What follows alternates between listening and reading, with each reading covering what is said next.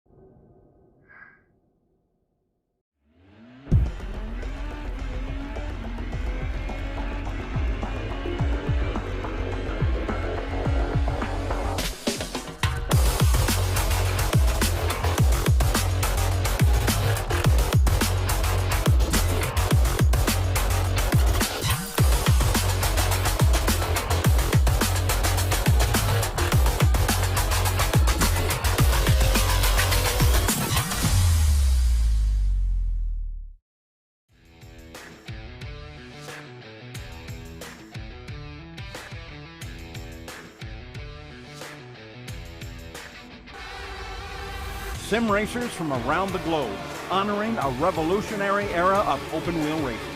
With a beast not easily tamed, roaring around legendary circuits at breakneck speed.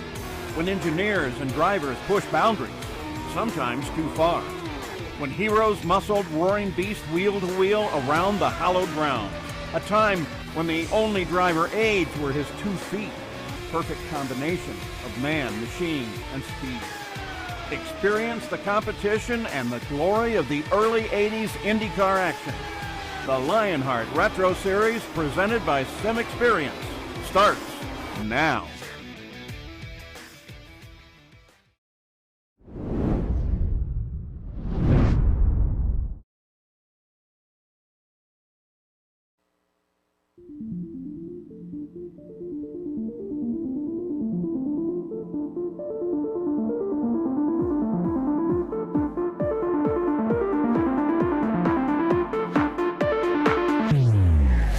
The Lionheart Retro Series travels from wine country to the land of the rising sun as we kick off the second half of the season and the race to the championship.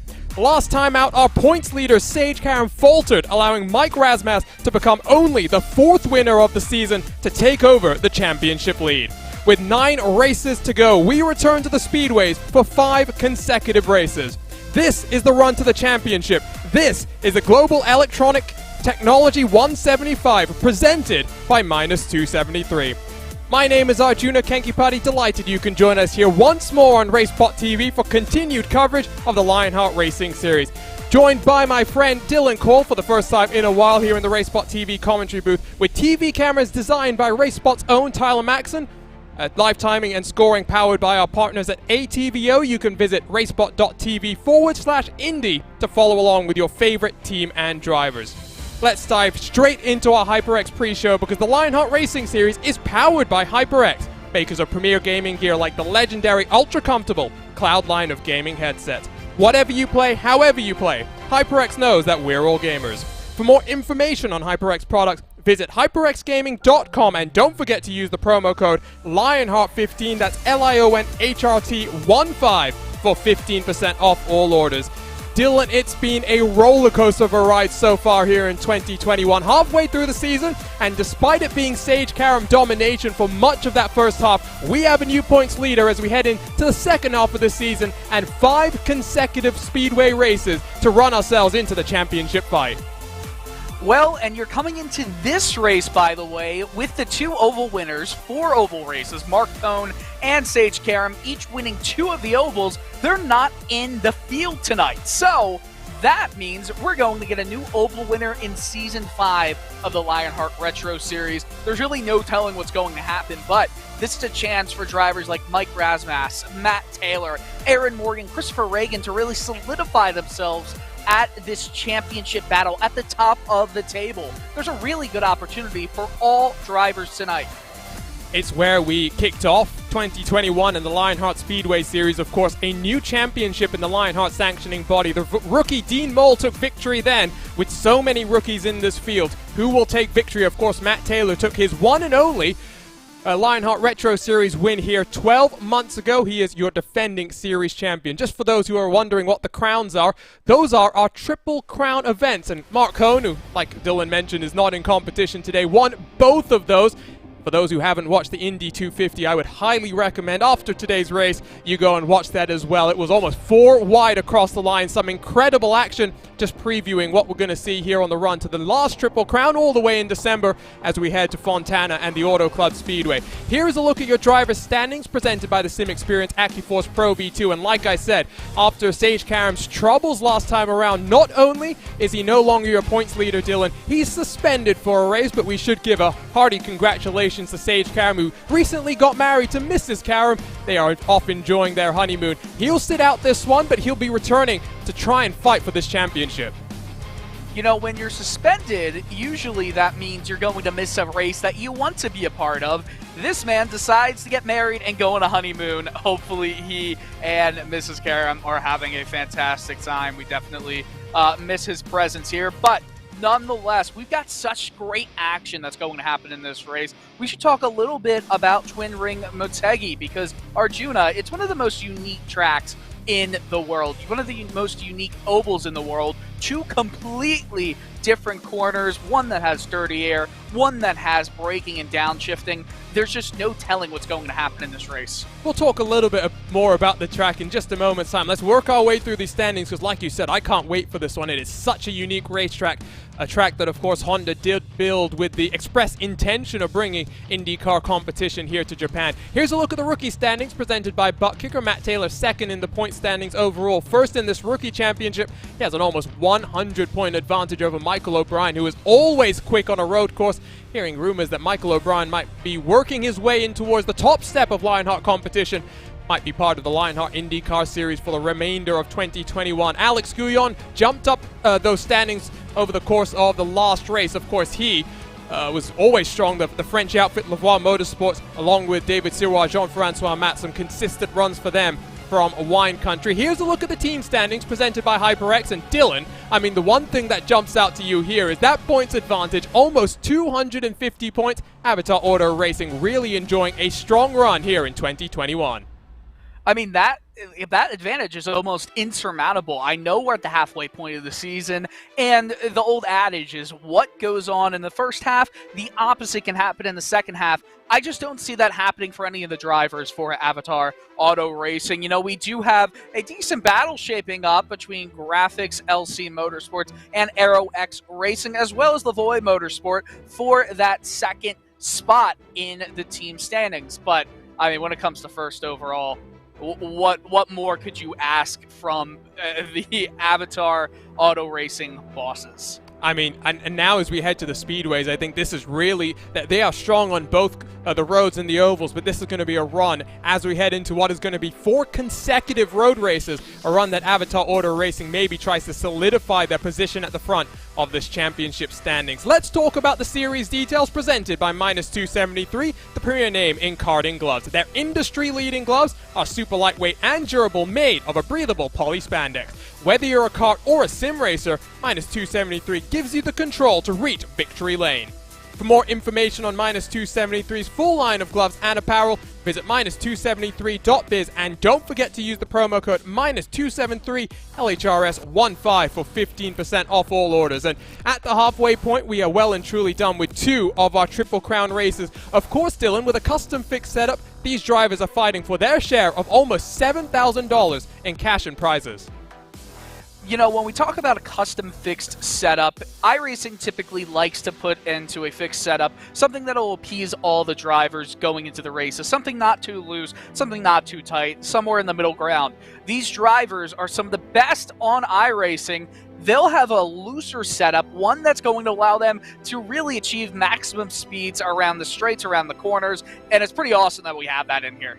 It's great, and shout out to Andrew Kinsella, who does all the setup building across of the Lionheart competition. A lot of work for him. He's got to balance this Lotus 79, then the Dallara DW12 in the Speedway Series, and then, of course, your Dallara IR18 in that IndyCar Series. Let's talk a little bit more about this race, Dylan. We have made the trip from wine country to the land of the rising sun. You mentioned it. It is a tricky, tricky track. Both ends of the race course are totally different. It's got a history of passing, but it's also got a history of caution periods. And you said getting on the brakes, but I think the key here, we're going to see the fastest drivers able to navigate their way through turns 3 and 4 by using the minimal amount of brakes. And like you said before, downshifting might be the key to victory. May I offer you an egg in these trying times? I hope you understand the reference, because that is what this track is like. It is basically like an egg. The tight corners, or the 2 tight corners, I know we're going to talk about how long these drivers are going to be on the brakes. I just don't see it being... we're going to see a lot of close racing, and any advantage that's going to be gained in those corners, they're going to quickly be just eliminated because of the length of the straights. There's going to be a huge draft in effect, so it's almost like that minimizing of the brake time is... it doesn't mean anything, if you know what I'm trying to say. I definitely do. And a couple of things that we should just mention before we take a look at our track map. Smallest margin of victory, 0.09 of a second. That goes back to Season 3 when Big Joe Hassett took victory over Dean Moll. Of course, I mentioned Moll's victory this past March, I guess it was, in the inaugural race of the Lionheart Speedway Series. It was a fantastic race. The next year, it was just over half a second. Matt Taylor taking that victory over Lionel Calisto. 2 very strong drivers. Watch out for them here today. The most lead changes, 30. That happened back in Season 2, and unfortunately, we did finish under the caution, the one and only time in 3 trips to the land of the rising sun that has happened. And you mentioned it, Dylan. For the first time in 2021, we will have a new oval winner with both Sage Karam and Mark Cohn not in today's field. And that's going to lead to some interesting bits of racing. You know, some of these drivers obviously have already won this season, so with the next 5 races being on ovals, it's not going to be surprising that a driver that wins here, they might carry that momentum going forward, Arjuna. And you take a look at this aerial look at this Twin Ring Motegi facility. It's not necessarily getting the most use, at least the oval at this point in time. Gorgeous. The road course, it is gorgeous, but the road course is very much still being used for all sorts of races, MotoGP, Super GT, and Super Formula, all sorts of fun things. And who can forget, it was a 6-year-long wait for Honda to get their first victory at this track. The Lionheart himself, Dan Weldon, took that victory. I believe it was back in 2004. A bit more history. Danica Patrick became the first woman winner of an IndyCar race. That was back in 2008 when she beat Elio Castro Neves, of course now a 4-time Indy 500 winner, also recently signed a deal to return to the NTT IndyCar Series. Very excited about that. You mentioned the egg shape here, Dylan. Turns 1 and 2, it is much faster, much more flowing, and then you see the other end of the racetrack. It's much tighter and much more difficult to get yourself rolled off turn number 4 with as much momentum as you can. Arjuna, we need to take a closer look at turn 1's entry, because this is not a clean cut into the corner. Can you see as it wraps back around? Oh, it's going to stop right there. It looks like it's on a very, acute angle, or an obtuse angle, I forget from geometry class. it's not a clean, smooth entry, so you kind of have to yank the wheel at a pretty opportune time to get that car rolling around the apex.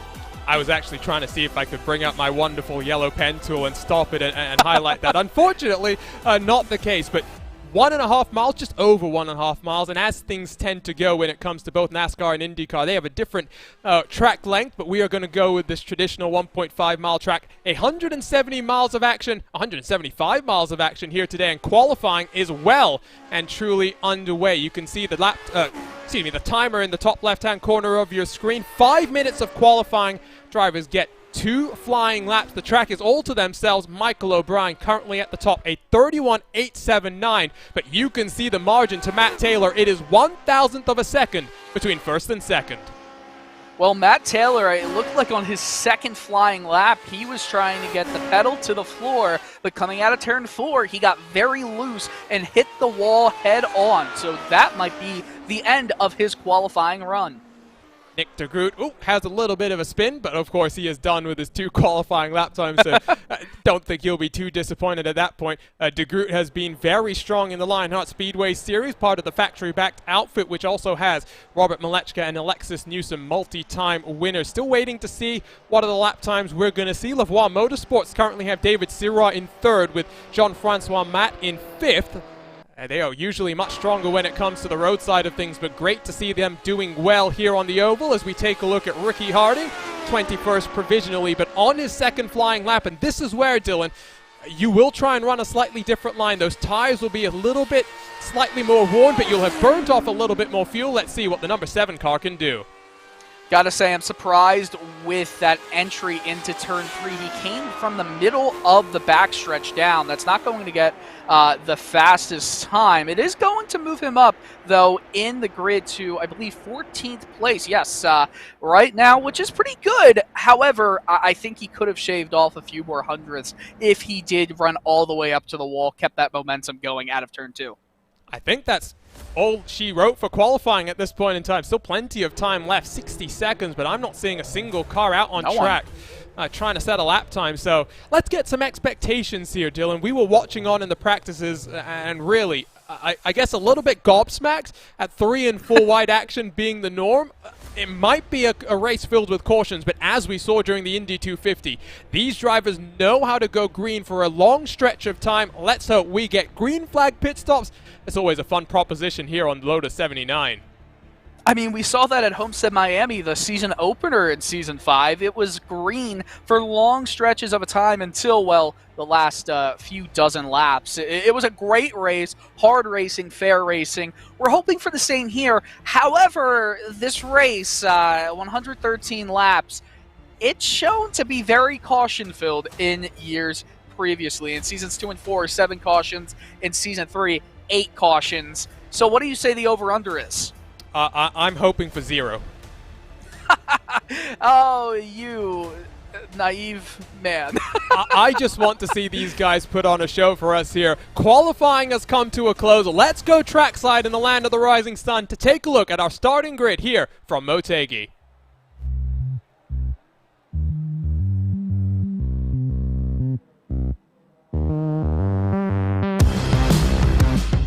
So here is your butt kicker starting grid. It will be Michael O'Brien to lead us to the green flag to his outside. Second on the grid, second in the championship. It's 1,000 separating O'Brien from Matt Taylor.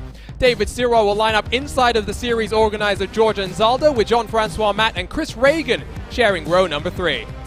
7th spot goes to Chris Fowler with Isaac Snyder in the pink and blue alongside Aaron Morgan, trying to rebound after a bit of a disappointing run, I think, for him from Sonoma International Raceway. He'll be alongside Alex Guyon, 3 of the Lavoie Motorsports cars in the top 10. Nick de Groot, the motorsports.com editor, will be in 11th alongside the teal number 34 of Trevor Malone, with 13th position going to Chris Lanini. Ricky Harding lines up to his outside. Caleb Benchy and Paul Jenkins on row 8 with the championship leader Mike Razmas mired back in the pack, almost a quarter of a second off the pace, with GSRC's own DJ Clark rounding out row number 9. Craig Forsyth and Jason Galvin, they share row number 10 with Cody Wenz and Robert Mikes 21st and 22nd.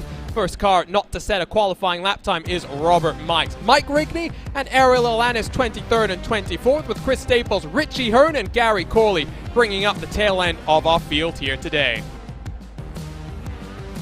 The cars begin to roll themselves off of pit road, and as always here in the Lionheart Racing Series, we have a number of onboard cameras to take a look at. So let's quickly jump on board and work our way through the guys in today's grid.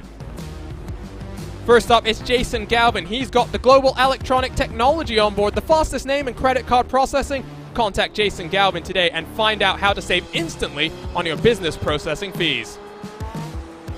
Ricky Harding has the HyperX on board. Whatever you play, however you play, HyperX knows we're all gamers, and HyperX is always ready to game. Michael O'Brien, your pole position sitter, has the Graphics Esports on board. World-class design from the real world to virtual. Visit graphicsesports.com. Not much time to go here, Dylan. I'm going to put you on the spot. Who do you think is going to come out on top? 113 laps about to get underway. I already prepared for that question, Arjuna. It's going to be a bit of a surprise. Aaron Morgan, I think, is going to be the winner of this race. I'll tell you why. He finished second at Phoenix earlier this season. I feel like, especially in turns 3 and 4, there are some similarities with how little time you want to spend on the brakes, and Morgan altogether is a fast driver. I think he's going to pull it off. And I think a driver who wants to try and pick himself forward in the championship standings. This is Lionheart, competition, commitment, excitement, and we are ready to go racing in the Global Electronic Technology 175, presented by Minus 273.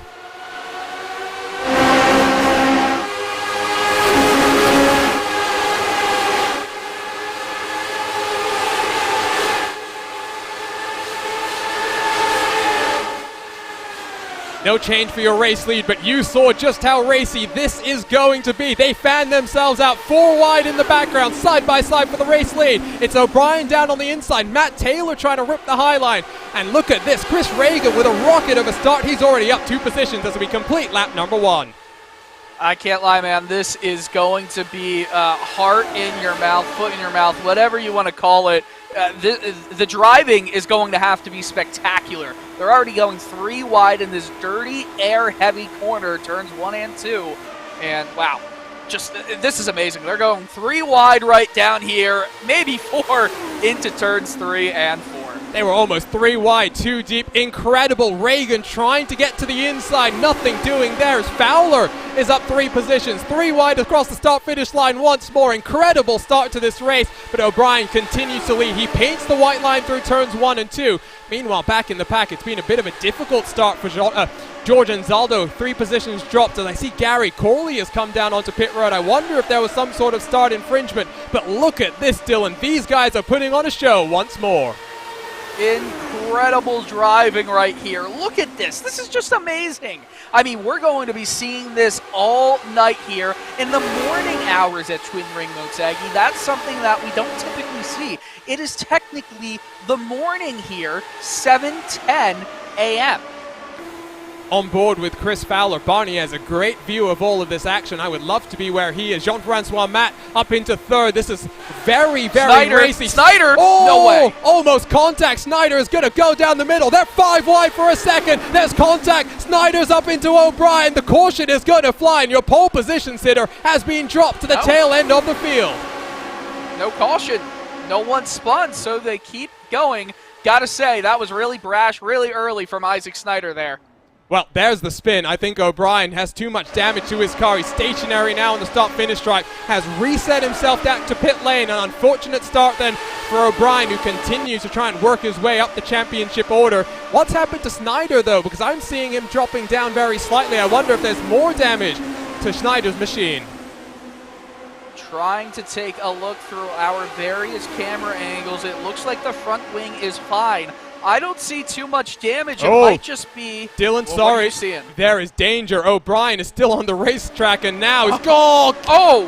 Has to get out of the way just in time. You can see just how badly that car is damaged.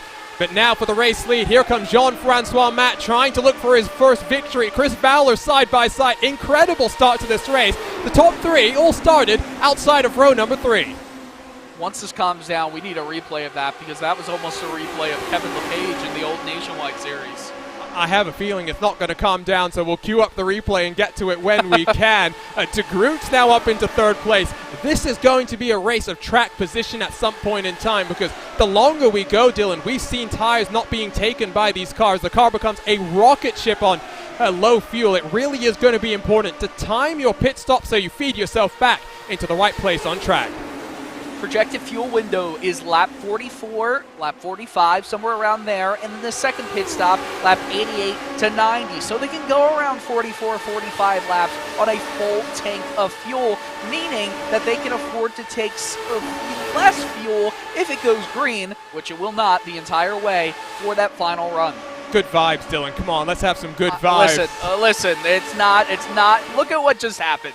Look at what almost just happened. Oh, it's almost happening back in the pack once more. I think that's Anzaldo just being covered off by Mike Razmas, who has been working his way steadily into the top 10. There's so much action going on right now, Dylan. I don't even know where to look at this point in time. Out front in the mid-pack, there are so many storylines to be considering here as they go 3 wide once more. Yeah, but out in front, Jean-Francois Matt, he is on the outside of Chris Fowler right now. If he is able to keep it on the outside, he's going to have to worry about Chris Reagan with a burst of speed going around the outside down the backstretch. Watch for De Groot as well. You can see De Groot's now just tucked down to the inside, just trying to find a place to go. And this, I think, is now a race of survival for some of these guys, just working their way through the first 10 laps to see where things will get them. I tell you what, as we come across the start-finish line, Fowler is going very, very defensive because Matt is forcing him all the way to that white line. De Groot's now going to get a nice run, and Reagan might get checked up here. In a situation like this, I almost prefer to be the driver on the outside so I can try and pin the driver on the inside down to the white line as far as you can push him. Because then, I mean, there's really no room to let the tire slide. You have to let the car oh yeah, he got really wide in there, but it's going to keep him in front only for the time being. 3 cars in a line. Look at this draft fest, Arjuna. I think Schneider almost got involved in a second incident just there. Not sure that was necessarily his fault, but there was a car just washing up the track, and I don't think Schneider had too much that he could do with the damage he sustained. I tell you what, I think it's calming down. As I say that, of course, something is going to happen out there on track. Let's see if we can take a look at what happened to O'Brien here. We're seeing the damaged car.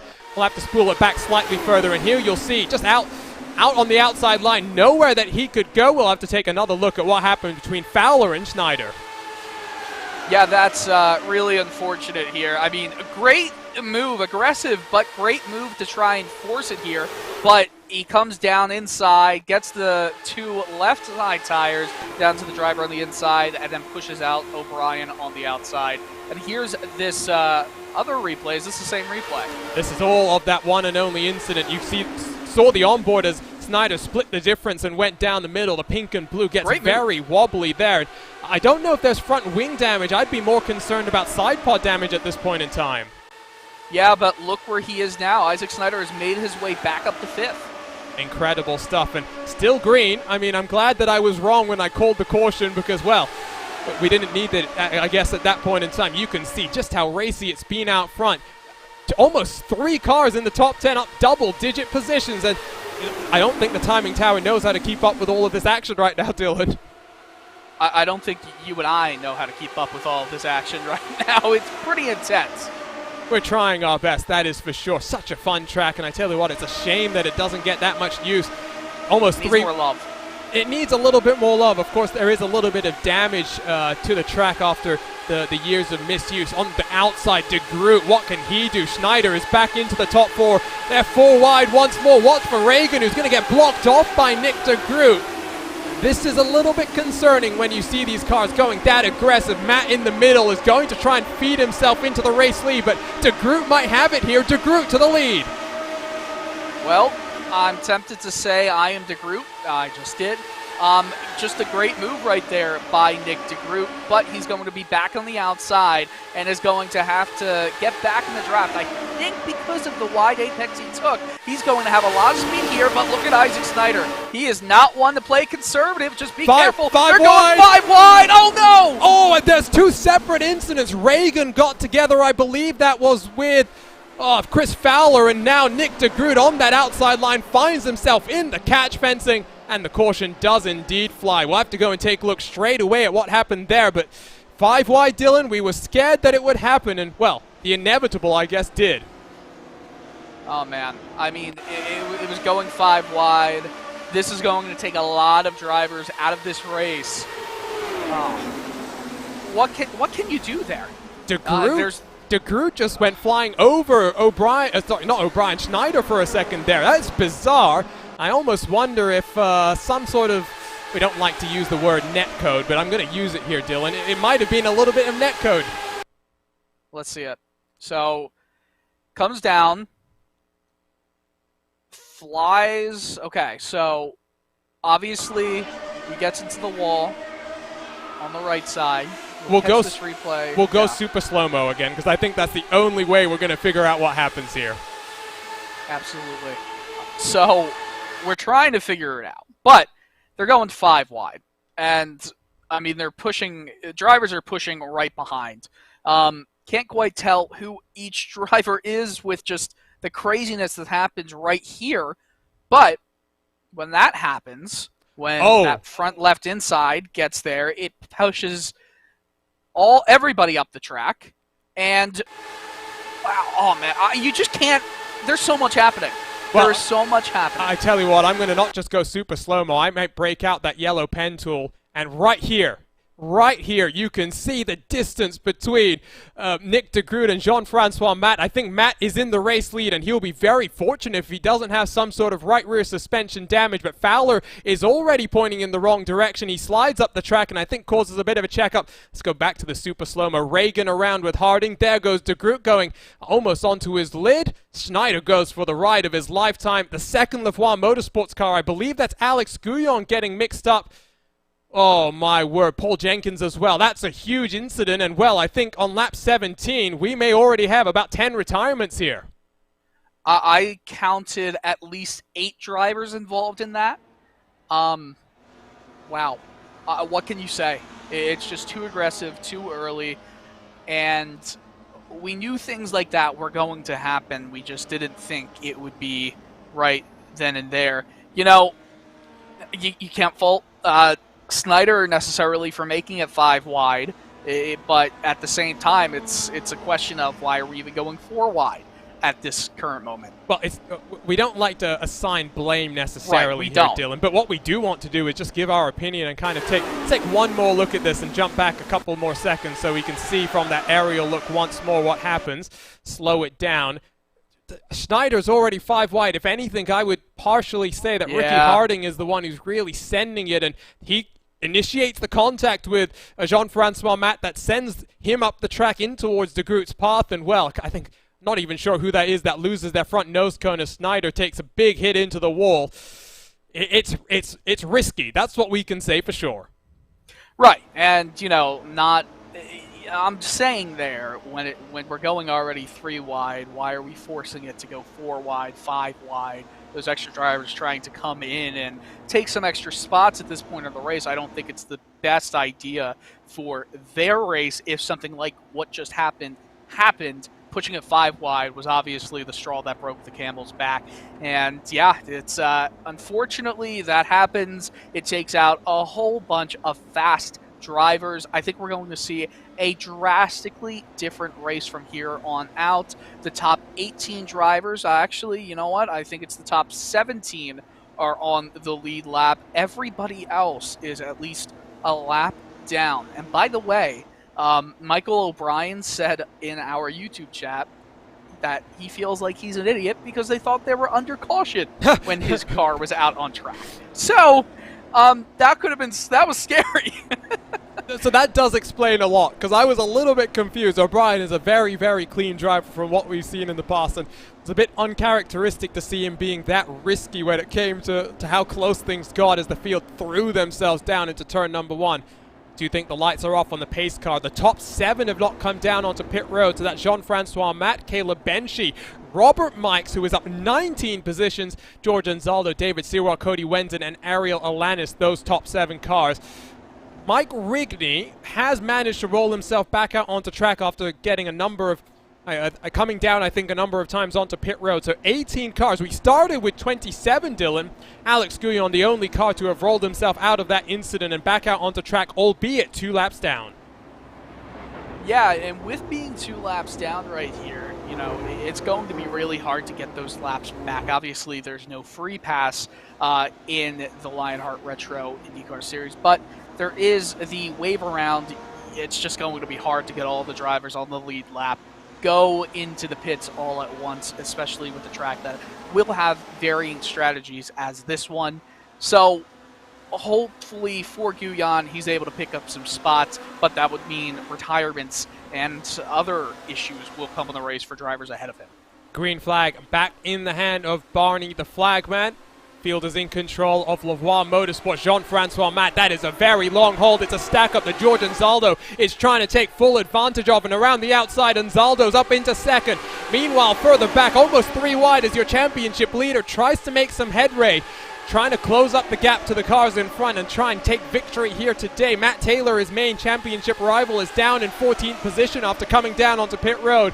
And once again, almost 20 laps in the books. We are going to get racy. And the interesting thing here, Dylan, as well, we're only about 20 or 25 laps away from pit stops being a reality for the cars out front.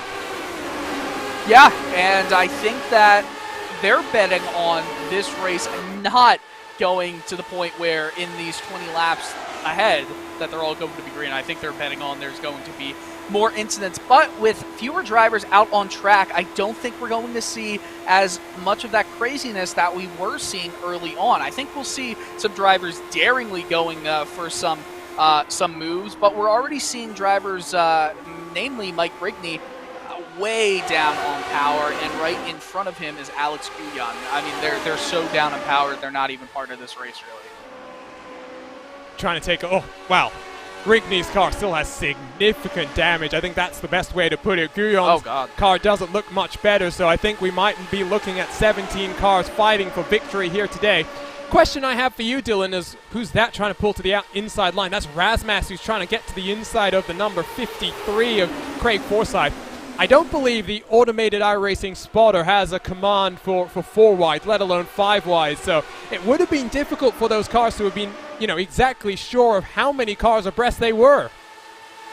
I still can't believe we saw 5 wide. That was just incredibly exciting for the couple seconds before things went all not good. Are we going to go 5 wide again down on the inside? David Sirot thought about it but had to back out. His teammate is fighting side by side for the race lead as Caleb Benchi is in 3rd alongside Robert Mike. Some very big movers and shakers really taking advantage of all of the chaos and carnage that we've seen as they're fanning out as well, just trying to find some track position. You can see they're fairly content to run fairly low on the entry into turn 1, which of course is the thing you want to do, Dylan. Minimize the distance that you travel.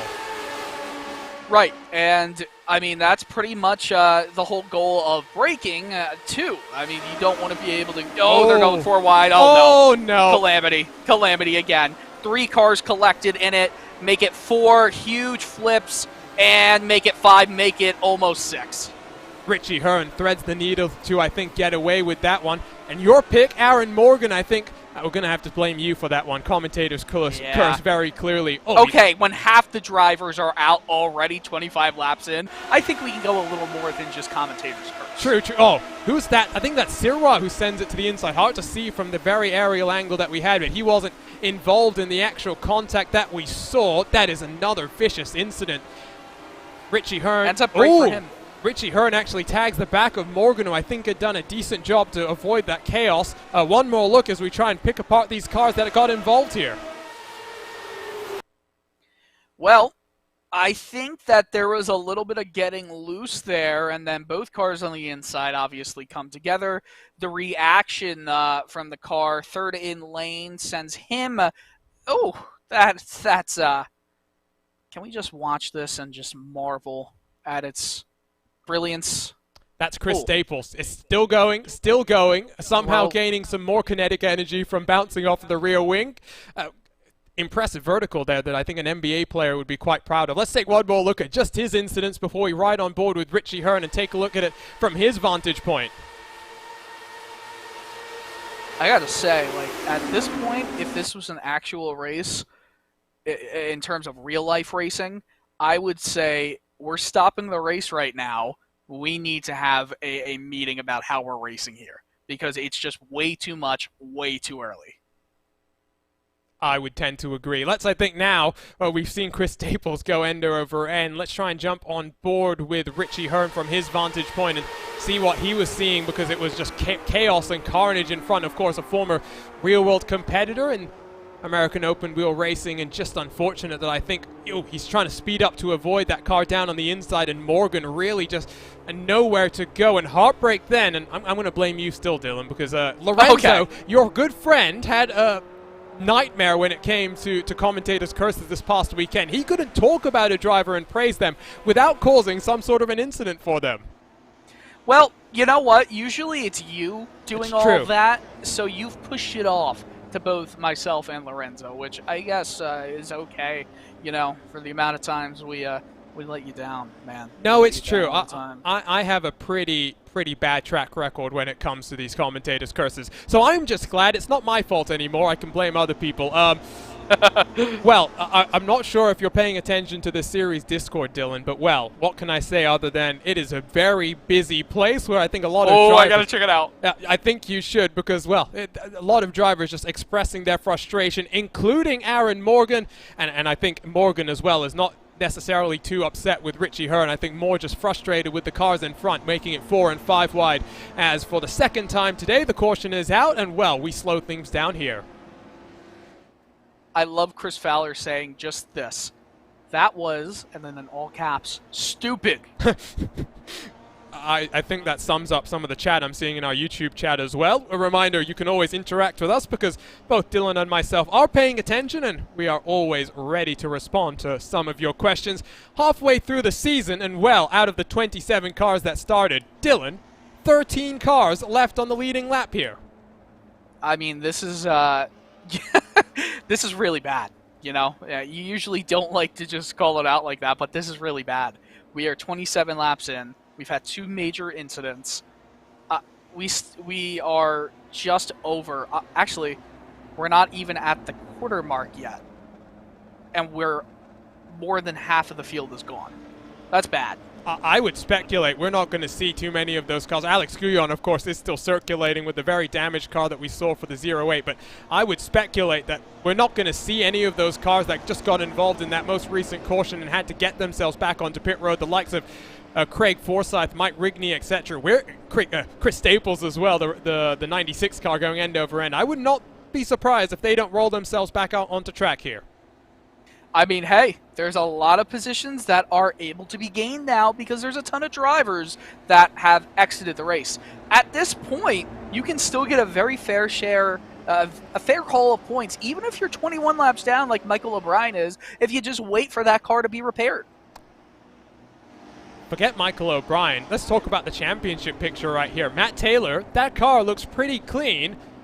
I believe Mike Rasmussen did have to come down onto pit road. I'm not seeing any lengthy repairs being taken for the 68 car, but in terms of your championship leaders here, well, they may be very, very fortunate with how the first couple of cautions have gone here, Dylan. They're still in contention. It's a long way to go, but there are very solid points on offer. Yeah, there's a lot of points left here, and thankfully for us, those 2 championship leaders are still right there with Mike Rasmussen and Matt Taylor. You know, having Rasmussen and Taylor still in the race here with a lot of points on the line, it breathes a little bit of extra spice into this race. Lights are off on the pace car, so caution number 2 is about to come to an end. The field has been decimated. 27 cars. We have only 14 out there and running. It is Cody Wenzen up 20 positions at the front. The green flag is back out here in Twing Ring Motegi. Not such a chaotic start. We saw George Anzaldo really getting a rocket launch to work his way up into that fight for the race lead. They string themselves out single file, at least for now. I would suspect, Dylan, that these cars are going to be a little bit more cautious, knowing that if they get to the end, they may be in with a chance of victory. I'm still going to hold my breath. I wonder if this is going to be like a podcast episode now where it's just a lot of single file driving, or we're still going to see some craziness. I mean, look at that. It's not every day that you look to your left and you see the scoring table and see pit on the drivers that are always showing. It's either pit or it's out for so many of these strong competitors, as Taylor now to the inside fighting with Razmas. Of course, that's the battle for the championship as they go 3 wide at the front of your field. They're not getting the message, at least for now. Cody Wenzen, Robert Mikes, and Trevor Malone 1, 2, and 3. David Sirois and Caleb Benshi fighting it out for that 5th position. You can, what can you say? The static shot that we have, Dylan, really illustrates the amount of cars still out there on the track, and I'm trying to knock on all the wood around me so that I'm not the next commentator putting down these curses, but I really do think if we get a nice little run here going, we may start to see some separation. Maybe. I'm not confident in that. I think we're going to see less than 10 cars finish this race. Wow, okay. So how many more cautions do you think we're going to see? See, now that's the interesting thing. Because there's fewer drivers, there's just not as many opportunities to have cautions, especially if they start to take each other out. If you have 10 drivers, there should be no cautions. I mean, if you have 13 on the lead lap, there should be no more cautions, maybe until they really get racing hard at the end of the race. There should be nothing else, but they're still going 3 wide here. Malone, I don't know if that's smart. I don't know, but Anzaldo almost runs into Malone, who I think got a little bit loose going into the entry of the corner up on the outside line. Benshi is up into 3rd position, chasing down those cars for the race lead. Wonderful aerial look as Anzaldo has DJ Clark with a brand new livery. You can take a look at the car that has switched car numbers if you've been following along with the first half of the season. DJ Clark, who took a podium in that season opener from the Homestead Miami Speedway, now representing that number 4 as Robert Mikes, Cody Wenzen side by side for the race lead. It's been an interesting season to say the very least, Dylan, but it's now an even more interesting second half of the campaign. 5 consecutive speedways to kick off the second half of the season, and we won't return to the ovals for 4 more races, 4 very different road courses before we head to that final Triple Crown. It is a tough competition here. You have to be strong on the speedways, you have to be strong on the road courses. Yeah, I mean, that's pretty much the whole goal of IndyCar racing as a whole. There's, especially with how the schedule used to be a very clean split, a trio of road courses, permanent road courses, street courses, and ovals. And it's really a battle of who can go in all those disciplines and be the best overall of all of the drivers. We're about to see some more oh, don't do it. They're going 4 wide here. It's about as close to 4 wide as... no, now it is well and truly 4 wide. There's almost contact. I think that was Robert Mikes who just washed down. Now he's going to lose a number of positions. Wenzen holds on to the race lead as Anzaldo around the outside of Benshi. Very, very chaotic stuff. The final road course run that we have, Silverstone, Long Beach, and Road America. Long Beach, of course, being somewhat of the exception. There is down the inside Anzaldo to the race lead. Well, if Anzaldo can have this, you know what? He might not be the happiest with how the drivers in the league he runs raced, but he'll be happy with the win. Now let me go and look at the record books, because the wonderful thing about commentating here in Lionheart, Dylan, is that we've got a so many stats here. Anzaldo, 70 different starts, only 2 top 5s. That is a pretty interesting run. His best finish is a 3rd at the Homestead Miami Speedway back in Season 3. Best finish this season is a 6th position result from Phoenix. So this really is a possible win for Anzaldo. Might not be happy with the driving, like you said at the start, but he'll be thrilled with the race victory. Let's not do anything, though. Let's not say anything more. Yes, let me knock on the wood. Do you actually have a real piece of wood next to you, or are you just saying that metaphorically? I have my table, but I think at this point I really do need to invest in a solid block of mahogany. Maybe you actually just need to pull out your inner lumberjack and just chop down some wood from a tree real quick. Might not be the worst idea. That's 3 wide. That is close. Can they make it work? It was Wenzen who split the difference between Anzaldo and Mike. Somehow they stay clean. We're only on lap number 38. We're going to come to an end here. Continues to just exhilarate here from Twin Ring Motegi. Coming down into turn number 1, the speed's almost touching 300 kilometers an hour. I feel so bad for Alex Guyon right now. Oh, let's go take a look at how damaged his race car is. Oh, very. He's going, as we cross the finish line here, 158 miles per hour. Let's go and see. Oh, there's going to be lap traffic with him very soon, by the way. As these drivers cross the finish line, they're going 173 miles per hour. That's quite a difference. I'm, of course, using those socialist units that me and David. Yeah. I'm sorry. No. Let's be honest. We should probably be using the American units, but me and David Haynes are having some fun there. There's the track map, bottom right-hand portion of your screen. I don't think we're too long away from the lap traffic being a reality as 3 wide into the corner, and Zaldo a little bit loose. Benji is the one that has to stack himself up. Will open the door for David Sirwa to slip it down the inside. They just about managed to hold on there, but it is getting interesting. Of course, other than Cody Wenzen, Dylan, none of these cars have to come down pit road shortly. Wenzen has not pitted so far today. Yeah, so with these 2 long yellows, I mean, we're going to see what? Maybe it goes to lap 52 where they start pitting? And how many drivers are still in the race that have not pitted yet? No, everyone's come down at least once. Left side of the screen, you can see the stint length. So Wenzen touching lap 41. It will become 42 this time across the stripe. Oh, that is interesting. I'm going to use that word for it. You know, the one thing I'm hoping for, Dylan, is that even if Anzaldo doesn't get that win, he gets a podium so we can talk to him about just how racy this one is, because he is right in the thick of it. Don't make me break out the TikTok song. Oh no, now you just got it stuck in my head for the remaining. In the thick of it. Oh no. Well, we better be we better be careful, because we might get people turning off. It's not sing-song time, Dylan. That was the 6 hours against... Are you sure? No, that was this part. That was yesterday as VCO and RaceBot TV tell everybody a little bit about that. Yeah, that was awesome. Let's get to that in a sec, though, because here we go. 3 wide for the race lead. Wenzen down the middle with Anzaldo on the outside. Sirwa is just lurking menacingly. The Frenchman is being very, very patient. Wenzen will hold on to the race lead. So, like Dylan says, just yesterday, VCO Esports and RaceBot TV came together to race against the flood. Of course, horrific scenes in the Eifel Mountains and people just really needing some support. So, shout out to the Mahler Racing team, to Florian Hasper from VCO Esports to put this thing together in just a matter of days. 6 hours of racing. We saw some incredible entertainment. Let's call it that. I wouldn't call it racing. I would call it entertainment instead.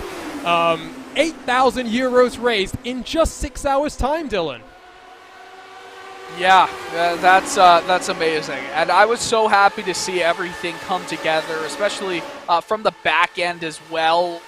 It's hard to get so many people from so many different parts of the world together to make an event like that a success, and everyone came together. Kudos to VCO, to RaceSpot, to Mahler Racing Team, to everyone who participated.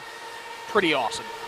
And of course, the best thing about that race was you could donate for anything. The team of Ewan O'Leary, Stefan Schlacker, and Lorenzo Bonder, in conjunction with Radio Show Limited as well. We had John Heindorf and Peter Mackay stepping into the comms booth. It was a lot of fun. I donated, I think it was 50 euros, and I got turn 7 at the Nürburgring named the Kunky Curve. No. Yes, I did. We had some very interesting names. Turn 1 became the Maladrome. The track itself got renamed the 4/5 George Simmons Ring. There was a donation. 300 euros got you a safety car. I believe it was Impulse Racing, who were one of the GT4 competitors, donated to get everyone to do a donut in through turn number 1. And if Race Control was monitoring, Dylan, and they saw the Red Bull Racing... No, it wasn't Red Bull Racing Team, excuse me. It was the BS Turner car, of course. BS Plus Competition and Turner Motorsports, that combined entry. They didn't do a donut because they didn't know how to turn off the traction control. They had a penalty. It was to drive around the track in reverse. Unfortunately, the engine blew about halfway around. That is a shame. That's a big penalty. Wow. Okay, so we've got to do that more often, where we're taking donations for a good cause to rename corners. I'm all about that. Oh, yes, no, I'm all about it. I think we renamed about 75% of the track. Here comes 3 wide once more. Oh, this is still getting racy. It's almost lap 50. I wonder when Cody Wenzen is going to have to come down onto pit road.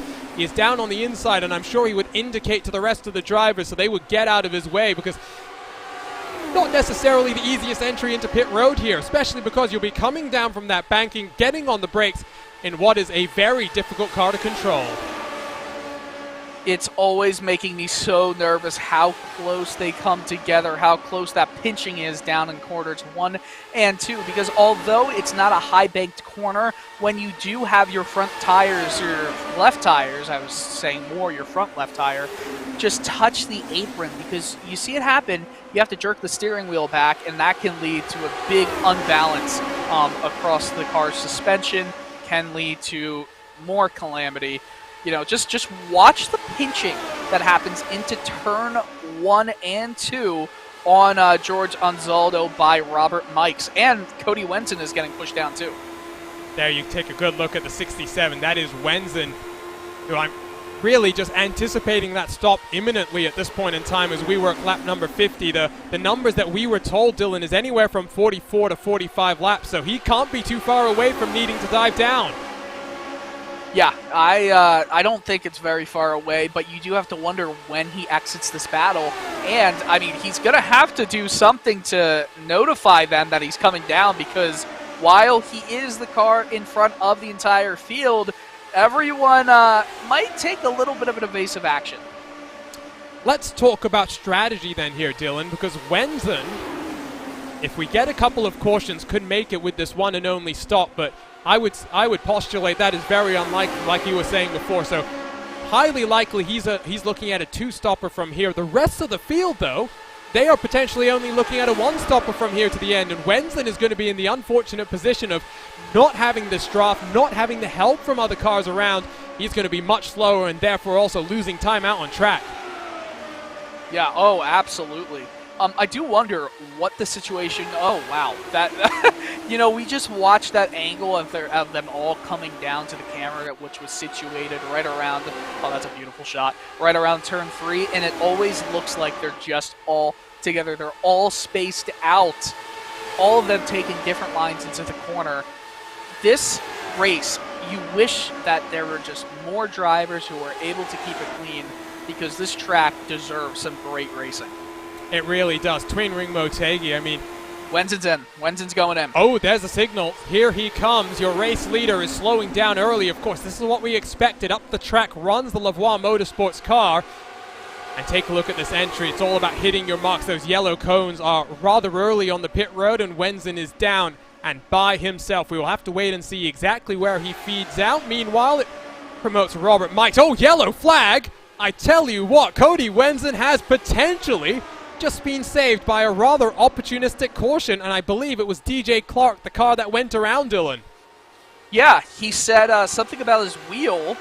Oh no! Just giving out. He just turned to the right. Oh! I'm not. Jason Galvin just asked if there is a diaper he can borrow. I think he might need a little bit more than a diaper, to be completely honest. Let's take a look at the onboard here, of course, with Jason.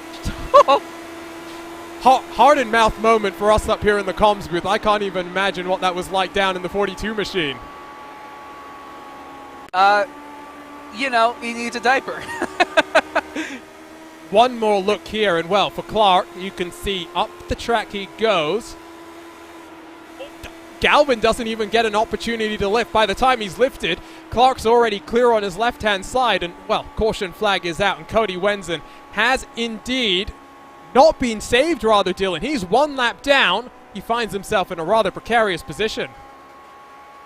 Yeah, that is an extremely precarious position for Cody Wenzen, or excuse me, DJ Clark. I was looking at Cody Wenzen and his situation. I mean, I feel like that came out at a very good time for him. Well, if everyone else comes down onto pit road, right, Wenzel will cycle himself around, but he will be at the tail end of the field. That being said, tail end of what field? Exactly. There's now going to be only 13 cars if Clark can't get the car back out and circulating. It's going to be a busy pit road. Alex Guyon has come down to try and get some of that car repaired. And I tell you what, that is what Lionheart is about here, Dylan. We said competition, commitment, excitement. That's the commitment. A damaged race car, nurse it for whatever points you can get. Guyon might still be looking at a top 10 finish here. Could you imagine? With the car that he has, that would be just incredible. By the way, so DJ Clark is definitely out of the race by now. Well, at least that's what it seems like through the Discord chat. Oh, well. Yes. You postulated technical failure. It wasn't technical. The wheel literally got disconnected from the desk. So, I mean, a hardware failure on. What?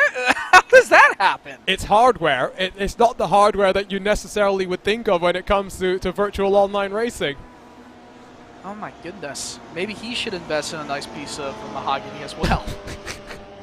Oh, God. Well, I tell you what, almost halfway through the action here, the caution is out for the third time today, and fortunately, it's a single car incident this time around. I still think we're going to see some more drivers leaving the race. DJ Clark has disconnected, so Guyon, Jean-Francois, Matt, who else is still not on the lead lap but in this race?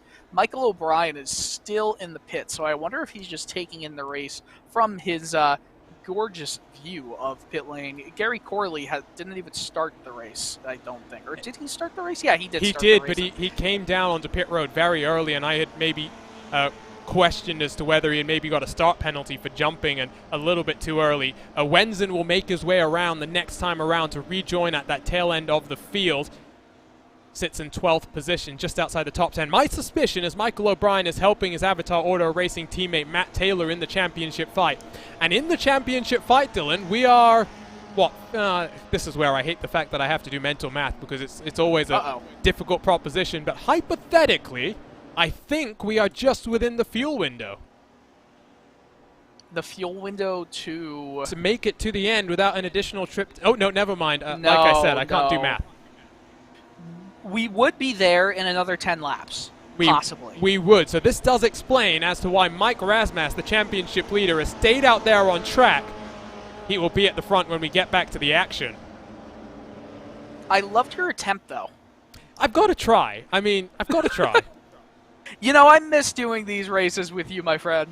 It's been a while since you and I have shared the comms booth. Interesting call from Rasmas down onto pit road when we know that he can't necessarily make it to the end. Oh, he's followed in by Caleb Benchy, Jason Galvin, and a whole host of other cars. So maybe just a little bit of strategy, get some extra fuel in there and make it a splash and dash at the end of this race. Maybe not even a splash and dash if there are a few more cautions. They could theoretically go the end of the race, but why does it even matter anymore? If you've got the tires, if you've got, if you're like, hey, I'd like some fuel, why not just get more tires, get fuel? Because well, remember, Dylan, we don't usually see tires being taken at all because of just how much time it takes. So I really Who cares now? Yeah, well, as Aaron Morgan points out, there's no reason not to pit every caution because it's a pack race with just 10 cars. Right, that's what I'm saying. I mean, okay, I misunderstood. The penalty for getting tires, it's nothing. I mean, especially with the draft here, you can go from 10th to 1st in a matter of one lap. Sorry, I just saw Alex Guyon's car. Thank you for using it. Oh man, this is glorious. I love when the yellow pen. It's the yellow pen's glorious purpose to be on this Race Bomb broadcast. Oh, look at this. You know, sometimes carbon fiber is just is bendy and looks like that. That is an expensive Lotus 79 that needs fixing. Barney has that green flag back in his hand. It's a bit of a stack up once more, but Anzaldo will get us back underway as the green flag is back out in the Global Electronic Technology 175 presented by Minus 273. Once more we will go single file, at least for now. But we're waiting for the inevitable. We are waiting for 2, 3, and 4 wide action to resume as here we go, side by side, David Siroff for the race lead. As we see this battle commenced in 2-3. Anzaldo is able to keep it, but he might not have the speed coming out of the corner. He took pretty much the optimum line, but he's going to lack the momentum. Right here, we're going to see David Sirod just get that speed, go around the outside, but he's leaving a lot of space between he and Anzaldo. I don't think that's the way you want to do it here if you were trying to make a run around the outside. Pinch him down. That's what he was trying to do, yeah. Well, I tell you what, Dylan, at this point in time, just get it to the end. I mean, regardless of where you finish, a top 10 nets you a whole heap of points. That there are so many strong drivers out. Chris Fowler, Nick DeGroot, 23rd and 24th. Those are the big names that stand out in my mind. Aaron Morgan, 16th position. Just get it to the end and see where you end up as we leave Japan here. So, 12 drivers on the lead lap, 13 on track. That's amazing. I don't even have any analysis there. That's just... Oh, 3 wide. I didn't even know what to say when you were saying there because I'm just like, amazing good or amazing bad. Let's talk a bit about the conditions here, and it might not necessarily have avoided some of the incidents that we've seen. It's 29 degrees Celsius in the air with 34 degrees Celsius track temperature, given that we are racing in the very early morning here in Twin Ring Motegi. But look at that gusts of wind here, Dylan, 23 kilometers an hour. Yeah, that's it's pretty windy, which is obviously going to affect these cars when they're going around sections of the track, aka 1 and 2, that have a very strong dependence on aero. So that's where that airflow, that wind is really going to come into play. And obviously, if we want to go with the Freedom units, as a ridiculously cocky American would say, it's 14 miles per hour. Are we going to see a first-time winner here in the Lionheart Retro Series, Dylan? Because David Sirot, of course, a rookie in 2021. He's in first. Malone on the outside is in fourth position. He's never taken a victory. His best finish in this competition is a fourth place. Ariel Alanis, another rookie. There is a whole heap of drivers here that might be staring down their first trip to HyperX Victory Lane. I'm just saying, who has kept their nose clean, stayed in the field, started second to last, and is currently in 10th place. Richie Hearn. The thing about Richie, though, is that you always have to just wonder how racy he's going to be. Of course, those who have been paying attention and watching on with the Lionheart Racing Series across of 2021 on RaceSpot TV and in years prior will know. There we go. There's the blinking that I was referring to. Uh-oh. Yeah, well, it's not an uh-oh so much as everyone knows that's a reality of Richie Hearn's internet connection. He usually gives drivers plenty of space. He is waiting for Starlink to become available to him because he is very much hoping that will make it easier for him to run side by side with the rest of his competitors. So I'm going to do a little math check here. So in terms of drivers and the amount of wins they've had, to see how important that a win could potentially be for their Lionheart career. And we'll start with, obviously, Matt Taylor. 18 races, obviously, in that championship battle. He's got 1 win so far. I mean, this would be huge for him just in the championship, but also for that confidence going forward. I mean, there's no question that this is anybody's race right now. It's anyone's championship. I mean, Sage Karam is... I was calling it Sage Karam domination at one point, Dylan. We thought that he may set a record with consecutive victories, 3 to start off the season. Unfortunately missed out at the Canadian Tire Motorsports Park. Not the race win, but missed the race entirely itself. So you never know. With someone like Karam, he's obviously suspended for this race. He may return refreshed and rejuvenated next time around and really set the tone once more. So for Rasmussen and for Taylor, they have to know that the points they get here today will be crucial come the end of 2021. You know, Chris Lanini, he's got a win in the books. Jason Galvin has 4 wins, so I mean that's a pretty high regard of the drivers that are still left in this field. Obviously, Mike Rasmussen, another championship contender. He's got 2 wins in his 21 race career. So there's a lot of drivers that have either no wins or very few wins right here. I mean, isn't it? I think that right there, Galvin's 4 wins is the most out of any of the drivers left. I'm trying to just check. Are there only 2 drivers in this field with previous, or I should say 3 drivers including Razmas, 3 drivers with previous victories in the 12 cars that are still out there and circulating on the re-lap? Well, Matt Taylor has a win. Galvin has a win, and Razmas has a win. Lanini has a win. Oh, okay, I missed that. 1 win in 55 races. That came back at Iowa in Season 3, so he knows how to win here on the ovals. Robert Mikes has 2 wins in 54 races. The last of those, have to just quickly check here on the stat sheet that's very kindly provided to us by the series organizers. It doesn't actually say if the last win of his came in Season 1, that means both of his victories came back in Season 1. The last one at Milwaukee. So success there in Season 1 and has not competed full-time since then. So I think that explains the lack of consistent results that we've seen from him. So Mikes, Razmas, Galvin, Lanini, Taylor. Those are the drivers with wins of the 12 remaining on the lead lap.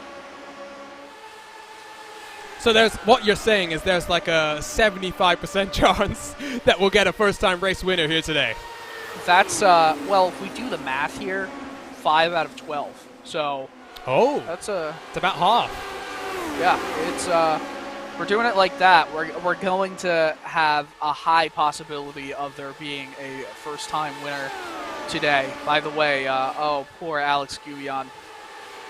He's doing the right thing, though. He's running as high as he can, staying completely out of the way at this point in time. And I guess if you have any more cautions, you never know what will happen with him and in that race to try and accumulate some championship points. Let's look forward, Dylan. While these guys continue scrapping it out, we're about 16 laps into the fuel stint right now, so we're getting into the halfway point of the stint. Let's look forward to the next couple of races because, like I said at the start, 5 consecutive speedway races now before we return to a road course. Next time around, New Hampshire, then Iowa, Worldwide Technology Raceway, and then Michigan to round out that 5-race stretch. Would you agree that New Hampshire counts as a short track, especially in these cars? We're looking at 3 back-to-back short tracks in this Lotus 79. Yes, I think it counts as a short track. What I've seen, obviously, in very different cars, very different conditions, with the IR-18 is it's basically only the high line, and because of how rough the surface can be at different parts of the corners there at New Hampshire, go lower at your own risk. That's kind of how I look at New Hampshire. By the way, it's good to have insight from the drivers, especially in the YouTube chat, because what everyone is saying is that while it is, like, why not? Why not take tires? That's what we were talking about.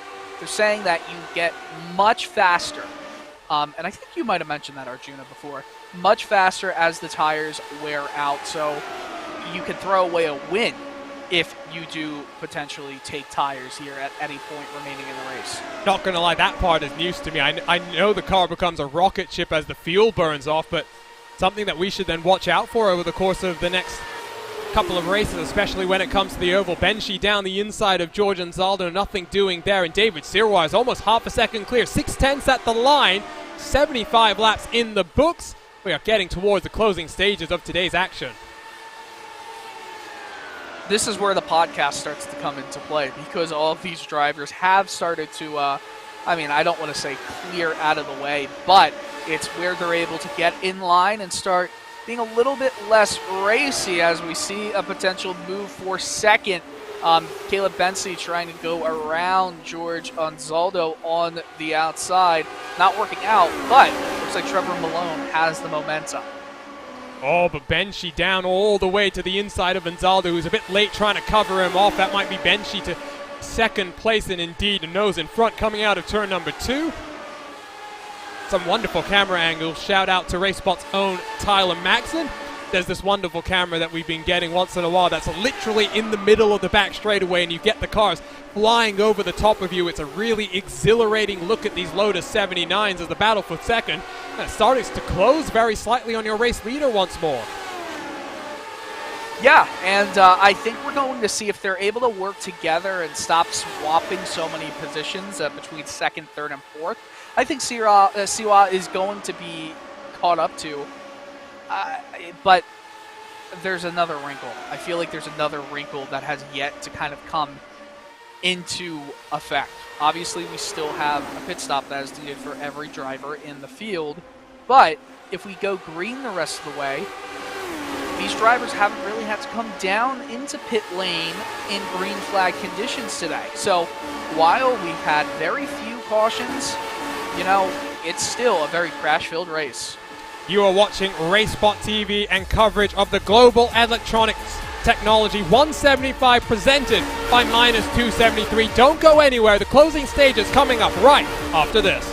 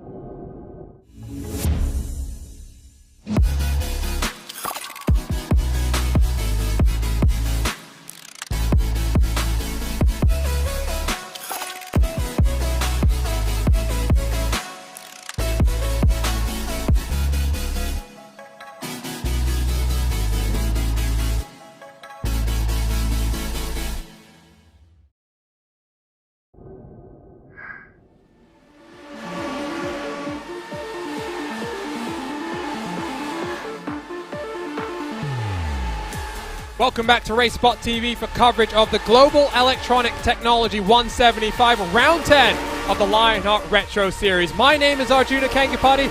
Alongside in the RaceSpot TV commentary booth is Dylan Coyle. This has been a chaotic race. We started with 27 cars as we work our way into the closing stages of the race. Dylan, just 12 cars left on the leading lap. And you can already see that they've caught up to the leader in David Sira, and he has been pushed back down into now second position. These drivers are getting a little bit more racy. Could we see some more fisticuffs here? No. Stop putting the commentator's curse out on these drivers, Dylan. Oh, that's not a commentator's curse. That is a commentator's potentially coming true. That's not a curse. That's not a jinx. That is a prediction. Well, they're going 3 wide. Richie Hearn had been doing a very impressive job to carve his way through the small field, but now slightly dropping back. He is still in 5th position, but of course, those constant internet issues that he does have will be making him just leave a little bit more space for the rest of the drivers. Look who's being thrown into the mix. It's Ariel Alanis, one of the biggest movers on the day. 21 positions gained in a day that really attrition has been a contributing factor to some of these cars working their way up through the field. As on the left-hand side of your screen, you can see those movers and shakers. Basically, everyone in the top 10 is up double-digit positions at this point in time, Dylan. Pretty much everybody in the top 5, I mean, everybody in the top 5 have never won a race here yet. 3 wide for first. 3 wide, and like you said, drivers that are looking for their first victory. Alanis almost gets squeezed into Anzaldo. He'll drive up the track, but the team race first driver of Benji will try and get that momentum and move himself into second position. On the inside line, David Sira, former race leader, trying to regain the stranglehold that he had at the front of your field.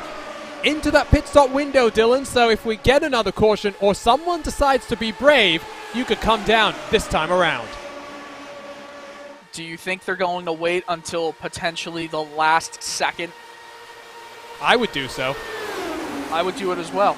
But then again, I'm not a great driver. Don't sell yourself short. We always enjoy watching you, and as our in-race reporter on a Monday night, it's always fun. Almost 4 wide for a second, I think, that's Richie Hearn in that pink machine alongside of Caleb Benchy, who's now been bundled down to 7th position. That just shows how important momentum here is at Twin Ring Motegi for the race lead. Here we go. It's Alanis to the outside. Which way does David Sirwa go? Oh, this is going to be hairy going into corner number 3.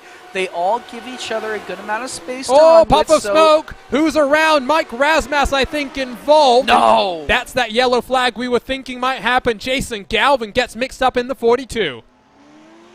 Oh my goodness! I mean, this is where you're going to start to pit. Yeah, the issue really came down with a lack of awareness, maybe with the spotters. Mike's came down into Bency. I'm not sure if they were never completely side by side, so we'll get in the replay here. Just Mike's tried to shut the door. The door was already kind of left open here. Yeah, I don't even think he realized that car was sitting there coming down to the apex of the corner, and so Mike's is indeed that car that makes the contact.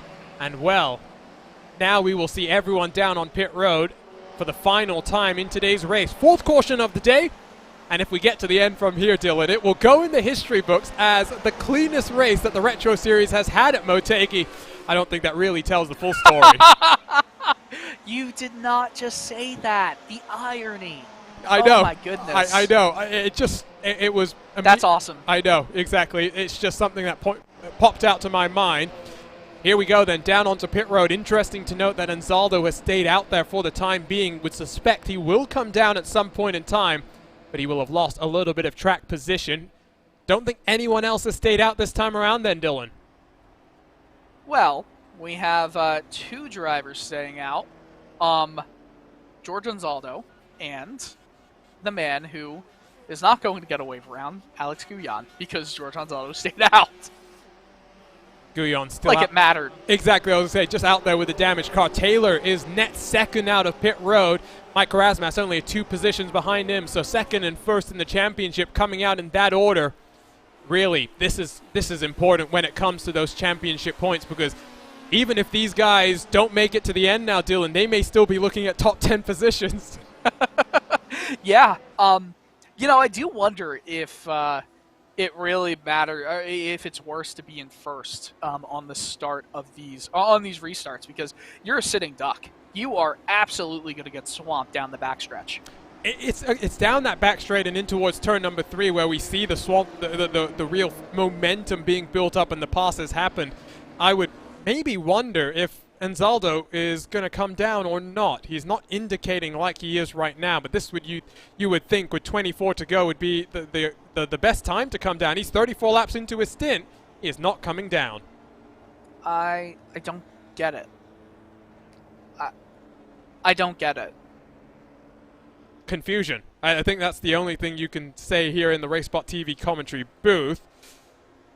Not exactly sure if we can figure out what's going on. I tell you what, we might have a driver interview standing by, so let's bring in Jason Galvin in the 42. Jason, we got a copy on you? Yeah, you got me, Arjuna? We got you loud and clear. Chaotic race. I think that's the least we can say, Jason. You had a bit of a brown pants moment with DJ Clark and a hardware failure, but talk to us about how racy things have been and just how aggressive some of these drivers have been so far. Man, if that was the only brown pants moment you caught from me, you missed some stuff. I mean, the first big yellow, I had somebody flip through me and got the 4X. The second big yellow happened right in front of me. You know, there were some other moments, and then, yeah, you mentioned the DJ equipment failure. But, yeah, I don't know. You know, it's a little frustrating because, you know, to tell you that, you know, I think I have the fastest lap in the race, and Mike and Chris and I and my teammates were just cruising, you know, trying to get to the last pit stop there. So I'm a little disappointed with how that ended. I've not run all year, and this is my race, and I love this track so much, but guys are being super aggressive. The problem here, Arjun, and this is something that I know you have experience with this car, especially at a track like this. This track is really difficult in this car if you're not used to racing it on ovals because of weight transfer, and I think that's honestly what just happened there with Caleb, and it caught somebody out real early with Matt Taylor and somebody else I saw get up into the wall. If you lift too much, it's like counter to what you think you need to do in a race car, right? You get into a corner real hard and you're like, oh, I need to lift. And if you do that here in this thing, it's just death. But it's a great setup. I mean, kudos to Andrew. Every year that the Retro Series runs here, the setup's great. And I think we're going to get a great finish if it stays green. I think so too. Talk to us as well about the sponsor, Global Electronic Technology, Jason, because you, of course, had that onboard camera. What's it like to have their support here today? Yeah, thanks, Arjuna. I love everything that Global has done for me and our family. Global Electronic Technology, fastest name in credit card processing. If you own a business, you know somebody who owns a business, they take credit cards, they need to have a conversation with me or somebody at Global, gettrx.com. Point of sale, e-commerce, it doesn't matter. From your local farm at the farmer's market to your chain restaurant and everything in between. We're going to save you money. We're going to give you the best service. You're going to have somebody's cell phone number if you ever have a problem that you can contact 24/7, 365. And, they've always supported me, not just online racing, but the real life race cars too. So somebody can, you can get a hold of me on Facebook, Twitter, Instagram, all the social media accounts, jgalvin@gettrx.com if you want to find out more. And we have a great 15% referral program too. So if you got a friend, refer them and you can make 15% every month just for referring them. Thanks for joining us, Jason. We are back to the green flag action. You did see George Anzaldo coming down on towards pit road at that very last time of asking Dylan. It is 21 laps to go, and I think Jason is right. This might be another photo finish. Yeah, I wouldn't be shocked if we have another photo finish with every single driver left in the field, and this is where we're going to start to see the raciness come into play in a big, big level. I mean, we're around 10, 11, 12 minutes from this race being over if we go green all the way.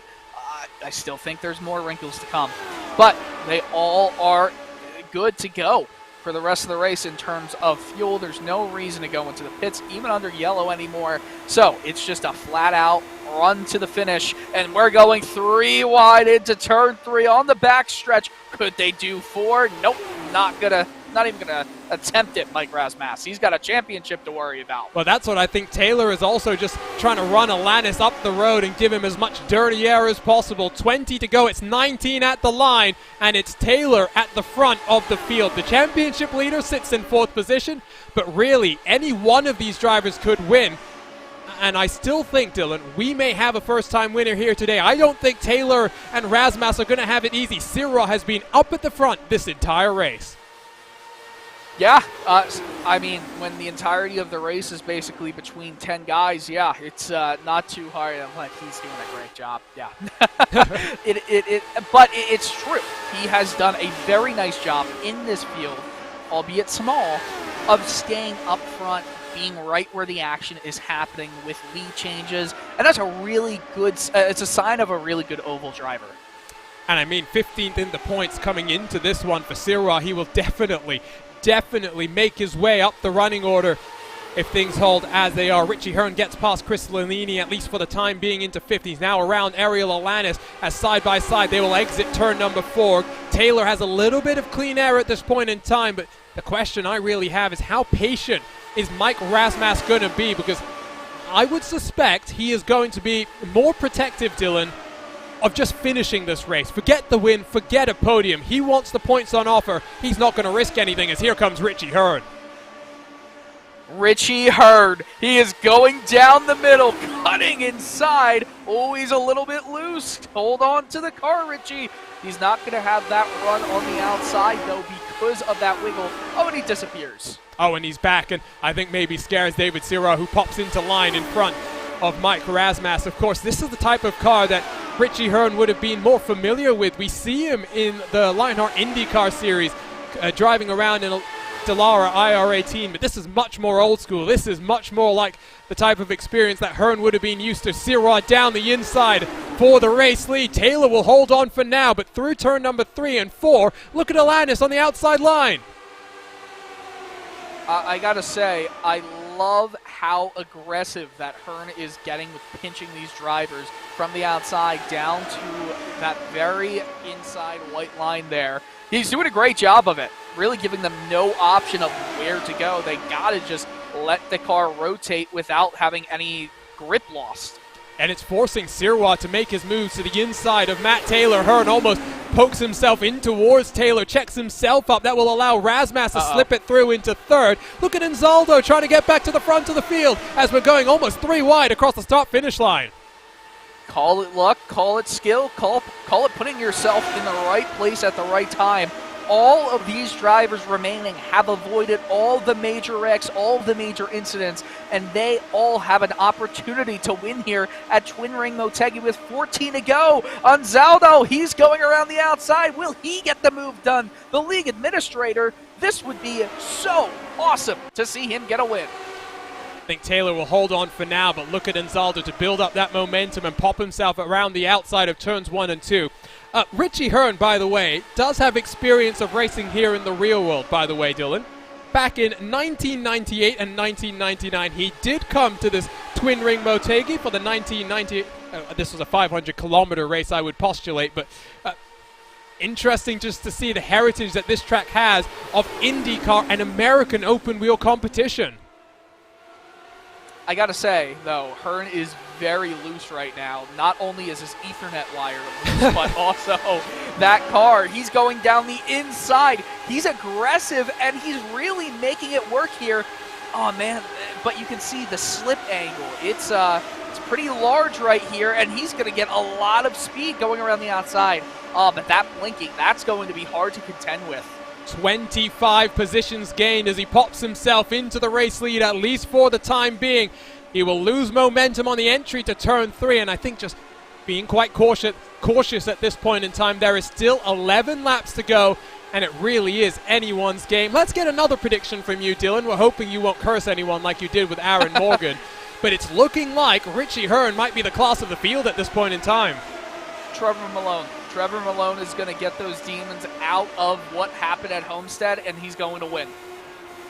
We jump on board with the teal number 34 and take a look at his onboard look of the battle for the race lead. Hearn is down into third, and Zaldo has slid up into his path and stolen second away from him, ducking to the inside as he tries to get below, heading into turn number 1. Nothing doing now. 10 laps to go. It is anyone's game from Twin Ring Motegi. You know, my pick is now behind the blinking Richie Hearn.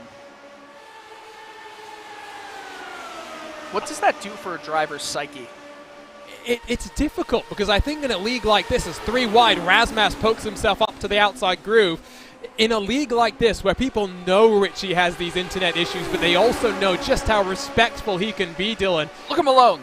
I don't think it necessarily comes into their thinking too much as Malone trying to get a move into the top 5, but kind of getting blocked off by Richie Hearn. Hearn has so much speed. It's just, I really want to see what he's able to do. Here he comes. Here he comes to the outside line. Nothing doing for now, but around the championship leader, drops Razmas into 4th position, now into 5th. The Sirois is side by side with him. I'm going to say Taylor has this under control. He took the win here 12 months ago. It is looking like he will double up here from Twin Ring Motegi. It's a good pick. I'm putting my money on Malone. I think Malone has not shown himself up top for pretty much the entire race. I think he saved all of his stuff for the very end, and look at the run he is getting as they're going 3 wide into this corner. Obviously, we have some lap traffic right here in the form of Alex Guillaume, but this might affect some drivers' exit. It definitely did. New race leader, Anzaldo, to the point, snaking down to the inside of the track. It is 7 laps to go. What does Taylor have to respond? Because Richie Hearn is back into 3rd position and blinking very slightly. Let's see if Richie Hearn goes to the outside, because if anything, Dylan, you want to be on the inside heading into turn number 3. Well, if anything, you want to be able to use the entirety of the track here, but I feel like all the drivers here, they like to cut down the line instead of going all the way from the wall down to the apex like you typically would see from every corner in every racing circuit. They really like going from the middle, even down low. It doesn't really hurt their turning radius. All right, here we go. Out of turn 2, 3 wide. It's Razmas and Taylor. Taylor's forced to jink back to the inside. The championship leaders are squabbling for the point, and Saldo's around. Oh, no! That's going to bring out the caution. Malone and Hearn get involved. And I tell you what, we will have a 3-lap shootout, as I think that's Cody Wenzen. 1 point, he was leading the race. He's now lost his rear wing. Okay, so I'm sorry, Trevor. I'm really sorry. You did it again. You said Richie. You said Richie was the class of the field so far. I did. Let's be honest. We don't have a good track record here. Let's look at this. No one has a good track record here. No, that's true. Let's look at this aerial coverage brought to us by ATVO, the graphical partners at RaceSpot TV, and just take a look at this. And Zaldo into the corner, loses the rear end. Hearn up the track, unable to avoid Malone, straight into those cars. Cody Wenzen, I think, lost it by himself there. What in the world happened there with Cody Wenzen? Well, I tell you what, we've got 2 onboards that I want to try and take a look at. Let's start with George and Zaldo here. Off the throttle, and instantly that car steps around on him. This is Cody Wenzen's viewpoint. In a very similar incident, he snaps around and just unable to hold on to that car. So yes, your car is a lot faster, but a lot looser. That's what happens when you don't change tires. I think that wasn't tires. I think that was what Jason Galvin was talking about, weight transfer. Ah, you know what? You have a good point there. Real quick, I just want to say the one prediction I did have that came true was there's fewer than 10 cars on the track. Well, I'm going to say that wasn't a prediction. That was indeed a commentator's curse.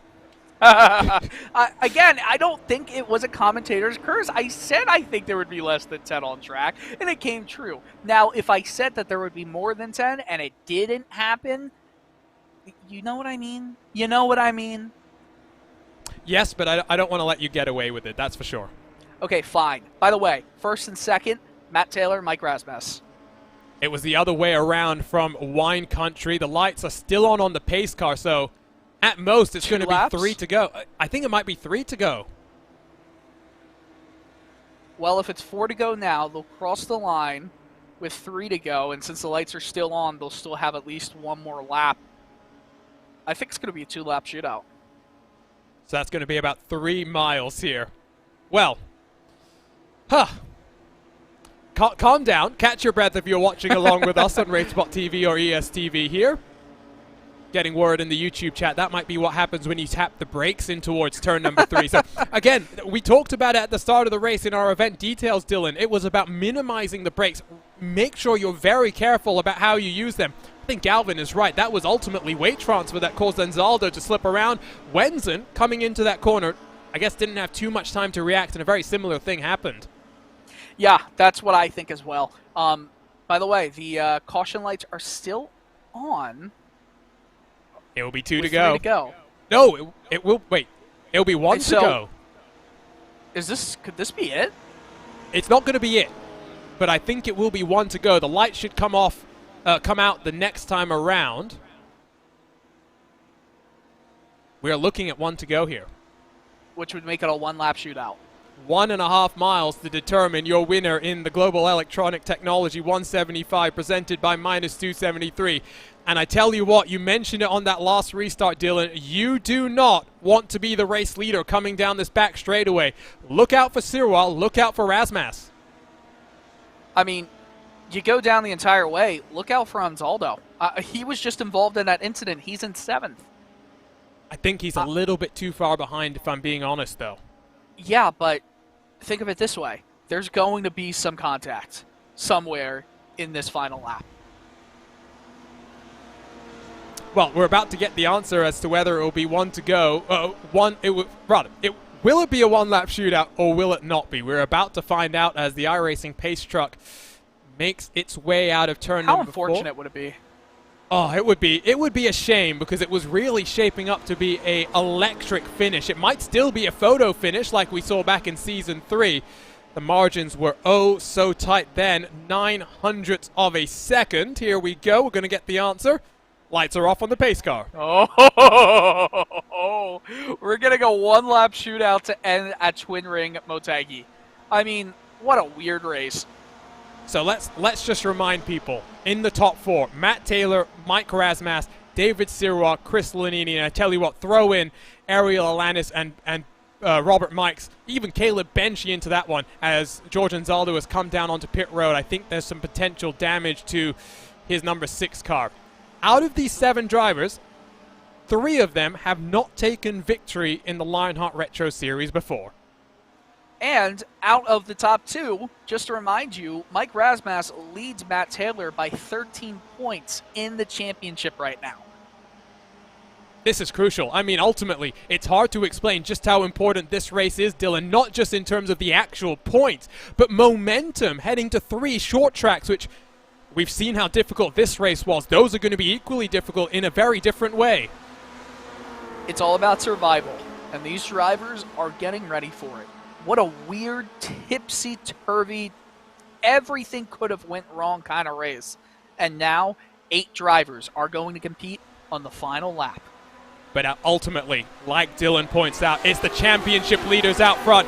Green flag flies at the same time as the white flag. This is that run in towards turn 3 that we are all waiting to see in the Global Electronic Technology 175, presented by -273. The front 4 have kind of run away very slightly. I think it's now only between Taylor, Rasmas, Sirois, and Lanini.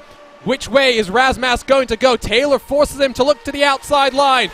Out of turn number 4, it will be a drag race to the line, but I think after taking his first victory in Lionheart Retro Series competition here 12 months ago, Matt Taylor doubles up from Twin Ring Motegi. He wins the Global Electronic Technology 175, presented by -273. Well, everything we said about being in first place on the last lap did not matter, because Matt Taylor took the white flag, took the green flag, and said, this is my race. And he had a fantastic jump at the restart. And you know what he did, Dylan, that I think secured him the victory? He went as soon as he could go. Rasmas was clearly not ready for that, and Taylor took full advantage, his second Lionheart Retro Series victory.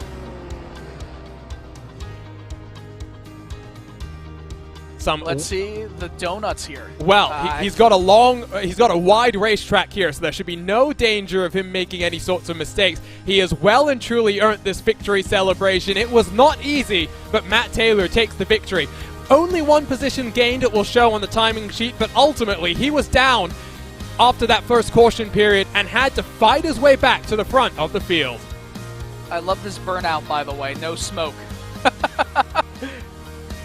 Should have plenty of fuel, but I tell you what, I think maybe a little bit just exhausted by how crazy the race was, even after all his competitors fell by the wayside. Let's take a look at these unofficial race results presented by Carnox, and I say unofficial because, well, race control is going to have to take a look at the carnage in those first couple of cautions, and I'm sure they'll have something to say. The question is exactly what will happen. Taylor takes victory by 0.3 of a second. First and second in the championship, Taylor might just have closed that gap that little bit more. David Sirois was looking very impressive for Lavoie Motorsports. 3rd place to him, the final podium position. Lavoie Motorsports continues to take impressive strides in this Lotus 79. Chris Lanini in 4th, and then you can see the gap that was built back to Ariel Alanis, almost 1 full second to 5th, with Robert Mike 6th and Caleb Benchy, the last car on the lead lap. Yes, only 7 cars finished on the leading lap. Trevor Malone in 9th with George Anzaldo in 8th. Trevor Malone in 9th with Cody Wenzen rounding out the top 10. Richie Hearn, heartbreak for him in the closing stages. He was looking very, very strong. He finishes 11th along with Alex Guyon in 12th. Jason Galvin, we had the opportunity to talk to the number 42 car. He finishes in 13th with DJ Clark, an unfortunate hardware failure, leaving him in 14th position. Jean-Francois Matt in 15th, Aaron Morgan 16th with Craig Forsyth, Chris Staples, Mike Rigney, and Paul Jenkins rounding out the top 20 cars.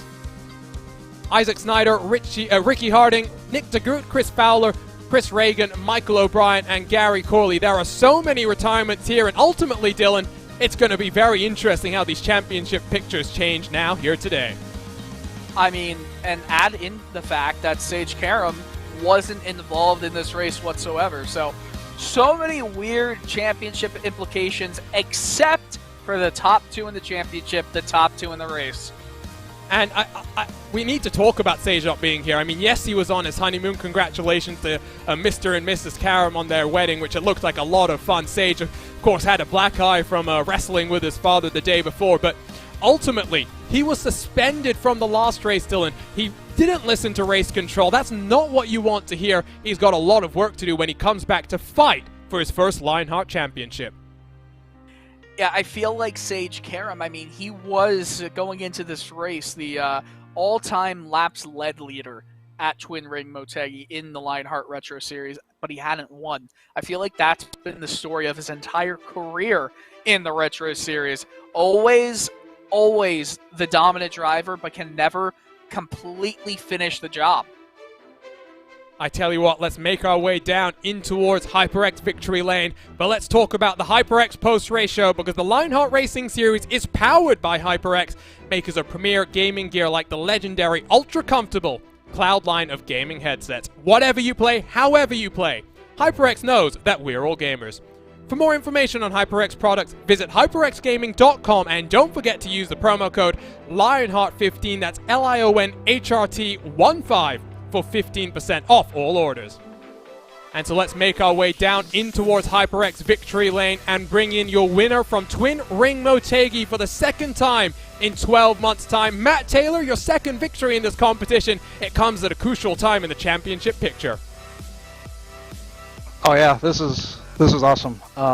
What a scary opening portion of this race, though. Guys were flying all over the place, and once, unfortunately, O'Brien had contact early on, and that was kind of a red flag to me to bail out, and I was just ready to go to the back and hang out there, and that absolutely paid off. So that explains it.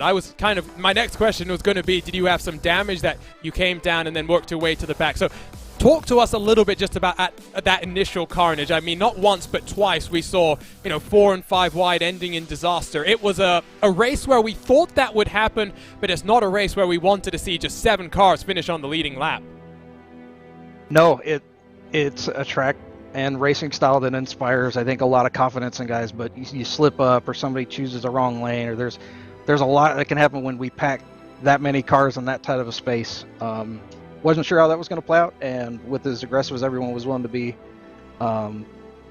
once Michael got hit, I was perfectly fine just kind of bailing to the back and letting that play out, and still we had some huge wrecks there that I was really fortunate to get through. And now, in terms of that championship fight, it was the reverse when we were in wine country just a couple of weeks ago. Razmas taking the victory from you. What's it like heading into the second half of the season, knowing that you guys are now in front of Sage Karam, the championship favorite, for much of the first half of the season? 4 more ovals to go before we return to a road course. What do you need to continue this championship momentum? I need these short ovals. For whatever reason, they seem to suit me really well. I had really good pace at New Hampshire last season. I had really good pace at Iowa, and I'll be looking to score at least some top 5s there. The big pack races, Michigan and Auto Club, it's hard to say, but we don't have as many road courses coming down the stretch here. So I think I can capitalize on these shorter ovals. We'll see how this plays out, though. Mike's a really good driver. This is going to be fun. And one more question. I do want to ask about the team's championship as well. Michael O'Brien and Aaron Morgan both having some issues. You guys have a very comfortable gap at the front of the field. What's been crucial, I should say, in this consistent run that you guys have had? Almost 250 points clear of the guys behind you. We just got 3 really good drivers. We're sharing all sorts of information. It works really well, although if somebody could tell me how Michael O'Brien keeps scoring poles, that would help, because he doesn't even know. Congratulations, Matt. Your second victory in this competition, your second victory at Twin Ring Motegi. Let's see what the short ovals hold for your championship fight. Heck yeah. Very, very excited is Matt Taylor. Let's bring in the championship leader as we came into this race. Let's talk to Mike Rasmas. And Mike, it was victory last time around for you, and 15 positions gained, not the easiest qualifying. What was it like working your way through the carnage in the first 30 laps of this race? Yeah, that was a wild race. I can't believe I made it to the end, so I'm definitely going to take a P2 out of all that, all the carnage. Yeah, the qualifying was rough. I guess I just missed it. I don't know. I wasn't focused and started in the mid-pack and then tried to hang out, make sure I avoided anything that was going on, and luckily it was there at the end. In terms of that championship picture, did you know that with you and Matt Taylor scrapping it out so closely and having passed Sage Karam with his difficulties last time around, did you know that it was going to be important to just stay calm, wait to get to the end, and then fight as hard as you could there? Because really, a top 3, given where you struggled in qualifying, I bet you're delighted, and the championship fight between the two of you is looking exciting in the second half of 2021. Yeah, I'm really pumped about racing with Matt and some other guys, Aaron and Michael O'Brien, Chris Reagan. They're all really solid drivers, and a lot of these ovals they're just kind of luck of the draw if you get wrecked or not. So I mean, there's so many ovals coming up, and it's really important for me to try to survive till the end. And I think Matt and the other guys are doing the same thing. We're trying to keep our heads until the end of the race, and then hopefully get the best position we can. We talked to Matt just a moment ago. He said the short ovals, the 3 of them coming up, are races that he is really looking forward to. What are your highlights on this run into the championship finale at Auto Club? Where do you think you are going to be stronger than Matt Taylor? I think he's just about as good as me at pretty much any track, if not slightly better. So he's super talented, and he's been really fast this season. And I'm looking forward to doing my best, basically. We'll see how it ends up. I really love New Hampshire, and I'm looking forward to the road courses at the end of the season as well. Well, congratulations on your second here today, Mike. You and Matt are going to put on a championship show, and we cannot wait to see it here on RaceSpot TV. Cheers. So that was Mike Rasmas, the number 68 car. Let's bring in, for the first time this season, I'm sure a man who was very happy not just to get to the finish, but his first ever podium in the Lionheart Retro Series, David Sirwell. We got a copy with you. Yeah, thank you. Yeah, it was a fun race. For once, I was having fun on an oval track. I'm very happy to be on the podium for the first time. My first question to you, David, is going to be, what time is it for you? Because I'm not sure which part of the world you're in, but if you're in Europe, it might be a rather late night for you. Yeah, I'm in Quebec, Canada, so it's about midnight and a half. So it could be slightly worse. You said the first time you've enjoyed success on the oval here. I think you and your teammates were a bit more confident on the heading into the season on the road course side of things. What's it been like getting up to speed in what is a very competitive league in this Lotus 79, where really to fight for a championship you need to master not just the road courses but the speedways as well? Yeah, Jean-François and Alex are very good on ovals, and they are very solid drivers on both ovals and the road track. Here it was a different track with third and fourth, turn 3 and 4 in third gear. It was making racing enjoyable, and we did little more practice, especially in the qualification. So yeah, it was a good race for everyone. What momentum have you guys been building up? Because all 3 of you have been getting increasingly strong, and as an organization, I'm sure that's very promising for you guys to continue to build up the strength, to continue to be strong. A podium here for you today. Yeah, we are working very well together, and communication is very good, and we practice not as much as we would like to, but we are stronger and stronger race after race, and we are learning the race, the car, and learn how to drive it fast, and it's coming very good. Congratulations, David. Hopefully this is the first of many podiums here in the Lionheart Retro Series. Congratulations, and go get some sleep. Thank you, bye. Oh, I love the excitement when you hear it from the drivers, Dylan. It's something else, and it's midnight for you as well. The adrenaline that goes through these drivers' veins. He's going to be up, I think, for a couple of hours more. Yeah, I mean, you could tell the excitement just from him leaving the interview. Okay, bye. Like, he's excited. Yeah, oh man, that's awesome. Could you imagine if he had won that race? He would have been so elated. Let's talk about the elephant in the room, Dylan. Your commentator's curses were pretty bad that race. Okay. I'm pretty glad that I didn't curse Matt Taylor at the end. I'm just saying. I'm very glad, because otherwise you'd be right on my case right now.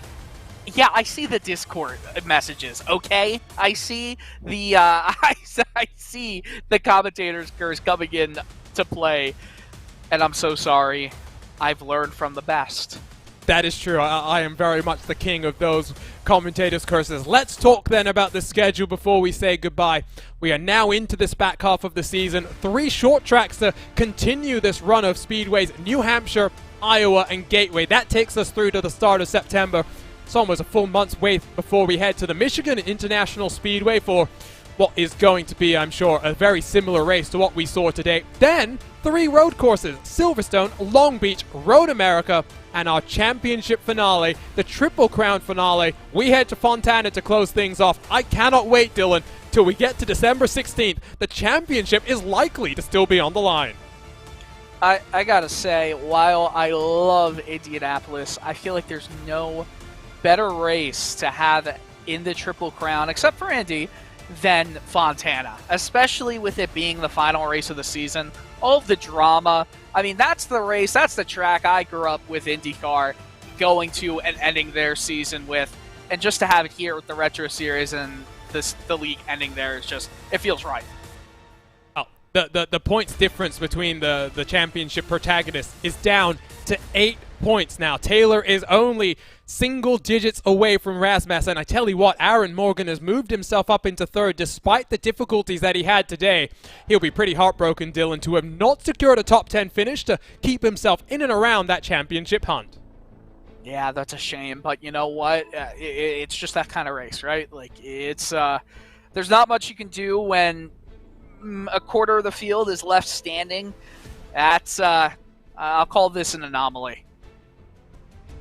Well, he has been rather unfortunate, I think, on the ovals, not just here in the Lotus 79, but across of the competitions he runs here in the Lionheart Racing Series. And speaking of the Lionheart Racing Series, we have so many wonderful names to thank for helping to empower the likes of George Anzaldo to continue growing this wonderful competition.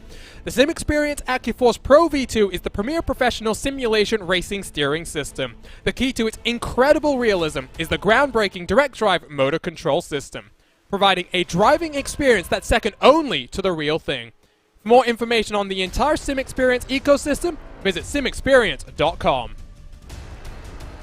The Lionheart Racing Series is powered by HyperX, makers of premier gaming gear like the legendary ultra-comfortable Cloud line of gaming headsets. Whatever you play, however you play, HyperX knows that we're all gamers. For more information on HyperX products, visit hyperxgaming.com, and don't forget to use the promo code Lionheart15, that's LIONHRT15, for 15% off all orders. For sim racers, the Butt Kicker Gamer 2 or Simulation Kit adds the missing driver-to-car connection, bringing more realism to your sessions.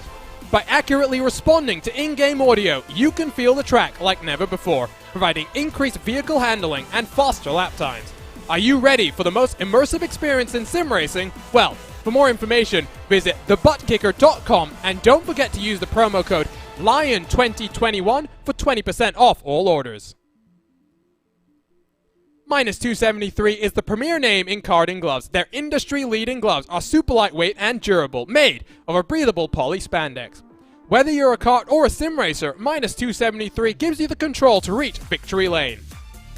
For more information on Minus 273's full line of gloves and apparel, visit minus273.biz, and don't forget to also use the promo code Minus273LHRS15 for 15% off all orders. Looking for entertaining sim racing content? Look no further than the DMLC Racing channel. Follow former Lionheart Retro Series Driver of the Year and winner of both of our Triple Crown races so far in 2021, Mark Cohn's racing escapades as he battles for wins and avoids wrecks with cat-like reflexes, all while providing commentary sure to make you laugh, cry, or both. Follow along by subscribing to the DMLC Racing channel on YouTube and like his Facebook page at the DMLC Racing channel. It's not just those names, but so many more that help bring the Lionheart Racing Series to your screens. To learn more about these names, or to learn more about the 3 competitions the sanctioning body puts on, visit LionheartRacingSeries.com and visit the series Discord to stay involved with the virtual paddock. Plenty more esports action to come. To stay up to date with the latest comings and goings from Lionheart, you can follow them on Facebook, Twitter, and Instagram. ESTV has you covered for your esports need. Stay up to date with them as well on Twitter, Facebook, and Instagram.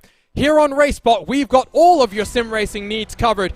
Follow us on YouTube by hitting that red subscribe button and the bell next to it to get notified every single time we go live with the great sim racing series that we get to cover. You can also keep up with us on social media at RaceBot TV. Well, what a bloodbath we saw in the opening laps here of the Global Electronic Technology 175 presented by -273. But what a finish we saw. The championship has continued to get closer and closer. It is Matt Taylor, it is Mike Razmas putting on a show and fighting for the 2021 Lionheart Retro Series title. Lots more Lionheart action to come here in the month of July. Stay tuned next Wednesday as the Lionheart IndyCar Series visits Silverstone as they continue their charge to the title as Adam Blocker looks for his 4th consecutive win in this championship. For the entire team at RaceBot TV, we'd like to thank ATVO, our graphical partners, for not only providing our live timing, but our entire 2021 graphics package. Nick Thisson, Simon Grossman, and Kevin Niatola, thank you for all of your hard work, and we'll continue to add new things here in 2021.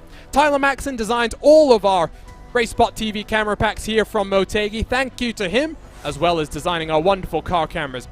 For my co-commentator Dylan Cole, my name is Arjuna Kankipati. What a race we had here today. We'll see you in a couple of weeks' time as we go short track racing in the Lionheart Retro Series.